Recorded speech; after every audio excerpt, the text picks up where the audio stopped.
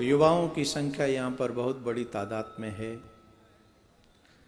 युवाओं को अपने जीवन में जीने के लिए बहुत सारी चीज़ों का अनुभव बड़ों से प्राप्त करना चाहिए।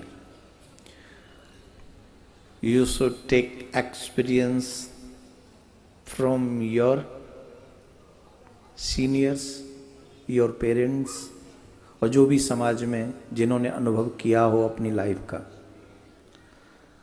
आज के युग में बहुत सारी चीज़ें हम लोग सिर्फ देखकर अच्छा और बुरे का निर्णय करते हैं। कई बार ऐसा होता है कि आंखों से देखा हुआ भी सच नहीं होता। युवाओं को इसलिए बताना जरूरी है कि आपके आगे जिंदगी बहुत बड़ी है और उस जीवन को सुंदर बनाने के लिए जितना जल्दी एक्सपीरियंस बड़ों से हमें कुछ मिल जाए वो हमें जीवन जीने में मदद करता है, सहयोग करता है। परंतु कई बार ऐसा होता है कि आजकल के युवाओं को आप देखो, वो बड़ों के साथ नहीं बैठते हैं? बोलो। वो अपने मोबाइल के साथ बैठते हैं, अपने फ्रेंड्स के साथ बैठते हैं मोस्टली। मैं गारंटी से कहता हूं, आप मेरी बात से डिसएग्री नहीं हो सकते। मोस्टली युवा अपने मोबाइल और अपने फ्रेंड्स के साथ बैठता है। दादी, दादा, नानी, नाना जो हमारे सीनियर हैं उनके साथ बैठने में हमारी दिलचस्पी नहीं है। लेकिन मैं एक बात बता दूं, आपके बड़े जो आपको सिखा सकते हैं कम शब्दों में, कम समय में, वो आपका मोबाइल नहीं सिखा सकेगा, जीवन भर नहीं सिखा सकेगा। आपकी फ्रेंड्स भी तो आप ही के एज के होंगे, वो भी कितना सिखाएंगे आपको, वो जितना उनको मालूम है। लेकिन आपके बड़ों के साथ बैठने से आप समय से पहले का अनुभव कर लेते हैं। बहुत जल्दी हम निर्णय करते हैं अपने बड़ों, अपने छोटों को भी कुछ भी दृश्य देखने के बाद बहुत जल्दी हम लोग दूसरों पे दोषारोपण करना और दूसरों को बुरा कह देना या अच्छा कह देना बहुत जल्दी होता है कि नहीं? मैं आपको यही कहूंगा कि किसी को जाने बगैर आप बहुत अच्छा मत कहिए और आप किसी को जाने बगैर बहुत बुरा भी मत कहिए। जब तक आप फुली न जान लें, अच्छा और बुरा करने का डिसीजन आप बहुत जल्दी मत लीजिए। मेरा आप सबसे निवेदन है। इसके लिए मैं आपको 2 एग्जाम्पल दे रहा हूं, जीवन पर्यंत याद रखना। लिख लो, नोट कर लो, और हमारा सोशल मीडिया एबीसी वर्ल्ड से भी निवेदन है इसका वीडियो बनाकर आप तक पहुंचा दे। 2 स्टोरी मैं आपको यहां सुनाऊंगा और आप फिर उसी को ले लेना, ठीक? बहुत जरूरी है। एक वृद्ध माता पिता अपने पुत्र के साथ ट्रेन में यात्रा कर रहे थे। बेटा उनका युवा था, नियर अबाउट 24-25 ईयर्स ओल्ड, 24-25 साल का युवा बेटा उनका। वो ट्रेन की सीट पे वहां बैठा था जहां से खिड़की थी, और खिड़की से वो आउटसाइड देख रहा था। ट्रेन की स्पीड अच्छी थी, वो चला जा रही थी ट्रेन बड़ी तेज स्पीड से। वो बच्चा बड़ा खुश हो रहा था। बच्चा कह रहा था, पिताजी देखो देखो, ये वृक्ष कितनी तेजी से पीछे भागे चले जा रहे हैं। पिताजी देखो, ये वृक्ष पीछे भागे जा रहे हैं। पिताजी मुस्कुरा दिए उसकी बात को सुनकर। सामने वाली सीट पे एक युवा दंपत्ति बैठे हुए थे। वो उस बच्चे की बात को सुनकर ज्यादा हैप्पी नहीं हुए, बल्कि अपसेट हुए। लेकिन वो इस बात से ज्यादा अपसेट हुए कि उनका बेटा ये कह रहा है कि वृक्ष भागे जा रहे हैं पीछे की तरफ, पर उनके पिता सिर्फ मुस्कुरा दिए। इस बात से वो बड़े परेशान हुआ और बोला कुछ नहीं कि इनका बेटा हमको क्यों, क्या मतलब, बैठा रहा। थोड़ी देर बाद उस पुत्र ने फिर कहा, पिताजी पिताजी देखो, ये बादल हमारे साथ साथ भाग रहे हैं। ये बादल हमारे साथ भाग रहे हैं। पिताजी ने फिर कुछ नहीं कहा और मुस्कुरा दिए। और जब पिताजी मुस्कुरा दिए, उस युवा दंपत्ति जो वहां पति पत्नी सामने वाली सीट पे बैठे थे, हस्बैंड एंड वाइफ, उनसे नहीं रहा गया और उन्होंने कहा, कमाल करते हो, आपका बेटा पागल बनने की बात कर रहा है और आप मुस्कुरा देते हो। आप इसका किसी डॉक्टर से इलाज क्यों नहीं कराते? हमको लगता है ये मेंटली डिस्टर्ब है, आप इस बच्चे को किसी डॉक्टर के पास में लेके जाइए। पिताजी ने मुस्कुराते हुए कहा, डॉक्टर के पास से ही आ रहा हूं, डॉक्टर के पास से ही आ रहा हूं। आप इस बच्चे के विषय में कुछ जानते नहीं, आपने इसे पागल घोषित कर दिया। आप जानते हो, ये जो बच्चा है ये जन्मांध अंधा है, जन्मांध अंधा ये बच्चा। इसका इलाज अच्छे डॉक्टर के पास हुआ और आज पहली बार ये दुनिया देख रहा है।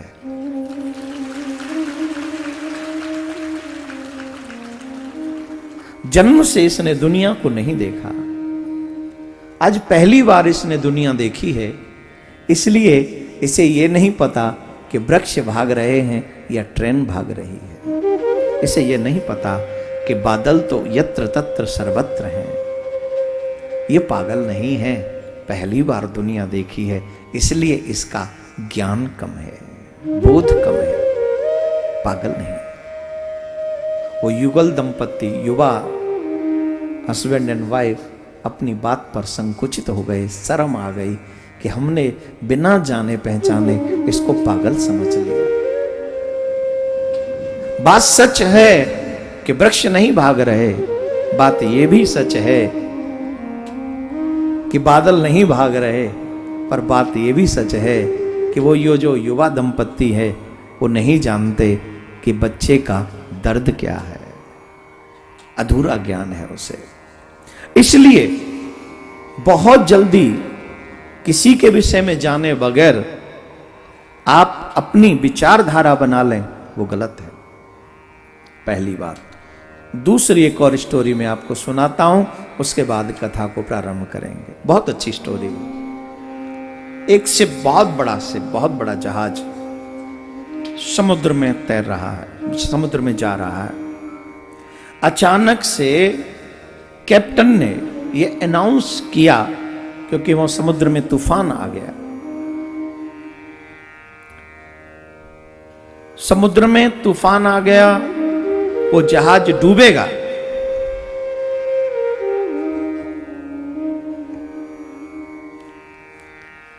कॉलेज में प्रोफेसर ये कहानी सुना रहा है। प्रोफेसर स्टूडेंट्स के सामने क्लास में ये बात कहानी सुना रहा है। बच्चों जरा ध्यान से सुनो, मैं तुम्हें एक स्टोरी सुनाता हूं, उसका आंसर बीच में तुमको देना है। बोले जी सर। बोले समुद्र में एक बहुत बड़ा शिप, समुद्र में तूफान आया। तूफान आया तो कैप्टन ने कहा कि समुद्र में ये जहाज डूबने वाला है, जितना जल्दी हो सके बचने का प्रयास करें। और जो बहुत बड़ा शिप होता है उसी में आप ध्यान देंगे कि बोट होती, नाव होती, लाइफ बोट जिसको कहते हैं, उनको छोड़ दिया जाता है, लोग कूद कूद के उसमें चले जाते हैं तो बच जाते हैं भाग्यशाली लोग। तो वो लाइफ बोट खोल दी गई और कैप्टन ने कहा कि जितना जल्दी हो सके उसमें सवार हो जाओ। सारी नाव चली गई। उसमें एक युवा दंपत्ति थे, युवा दंपत्ति थे उस जहाज में।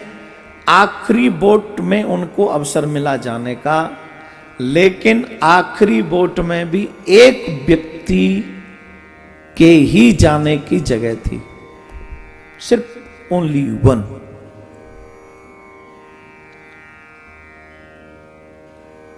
पति ने बिना विलंब किए उस नाव में जंप लगा दी, और जब वो नाव जाने लगी तो पत्नी ने एक शब्द कहा, जाते हुए पति से। प्रोफेसर ने पूछा, बताओ बच्चों, उस पत्नी ने क्या प्रश्न किया होगा जाते हुए, क्या शब्द कहा होगा जाते हुए पति से? क्योंकि वो जहाज पे ही है जो जहाज डूबेगा, पत्नी जहाज पे ही रह गई जो डूबेगा। जाते हुए पति से उस पत्नी ने क्या कहा, जो एक शब्द कहा, बताओ। सब बच्चों ने कहा, उसने कहा होगा तुम धोखेबाज हो, तुम धोखेबाज हो, मुझे छोड़ के चले गए। प्रोफेसर ने देखा, सबने कहा कि तुम धोखेबाज हो, ये ऐसा पत्नी ने कहा होगा, पर एक बच्चा मौन है। पूछा, बेटा तुम क्यों मौन हो? तुम्हारे हिसाब से उस स्त्री ने क्या कहा होगा, बताओगे नहीं? बोले जी बताने की इच्छा है। बोले क्या कहा होगा? बोले उसने एक शब्द कहा होगा। क्या? बोले मेरे बच्चे का ध्यान रखना।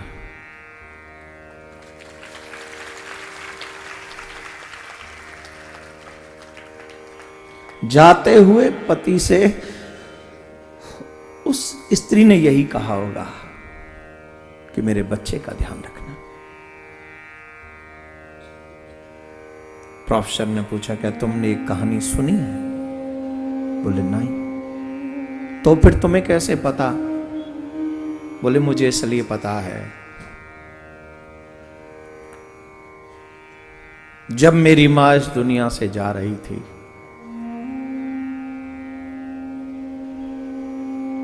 तो मेरा हाथ पकड़ के मेरे पिता के हाथ में देते हुए बोली, मेरे जाने के बाद मेरे इस बच्चे का ध्यान रखना।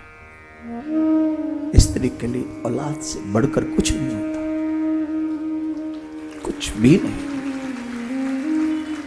उसने यही कहा होगा।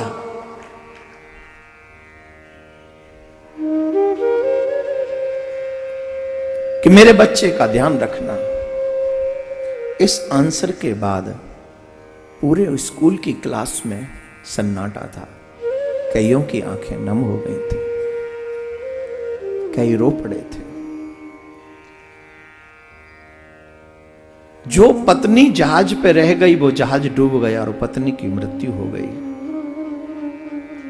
पति आया, उनकी एक बेटी थी।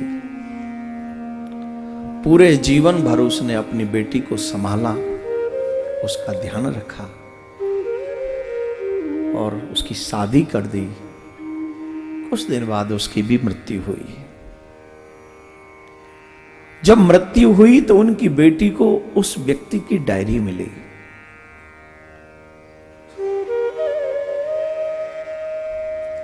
और उस डायरी में उसने सारा चैप्टर लिखा। उस डायरी में उस दिन का जिक्र भी था। पता चला कि उस स्त्री को जानलेवा बीमारी थी जो समुद्र में जहाज में डूब गई। उसको जानलेवा बीमारी थी।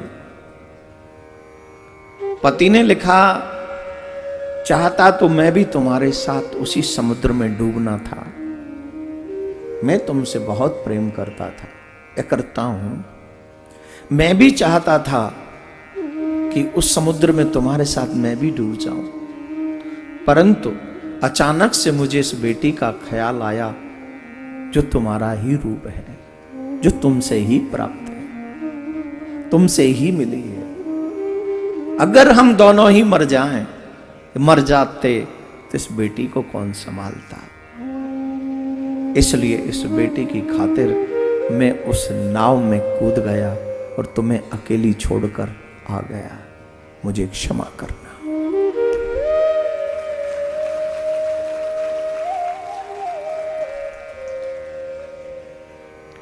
उसे पढ़कर उसकी बेटी कितना रोई होगी तो आप सब जानते हैं।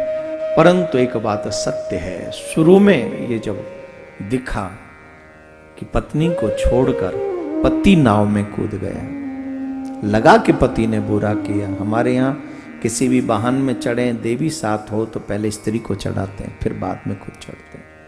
पर वो बीमार तो थी ही, उसे तो जाना था ही, लेकिन उस बेटी की खातिर उसने उस नाव में सवारी की। अब गलत यहां पति नहीं था और गलत वहां पर वो बच्चा भी नहीं था। इन दोनों स्टोरियों से एक बात पता चलती है कि शुरुआत में दिखने वाले गलत पूरी सच्चाई जानने के बाद में वही प्यारे लगते हैं। तो जल्दबाजी में लिया हुआ कोई भी निर्णय, कोई फैसला कि ये गलत है, ये सही है, आपको बाद में दुखी कर सकता है। इसलिए युवाओं से मेरा आग्रह है, सोच समझ के अपने जिंदगी के कई फैसले लिया करिए।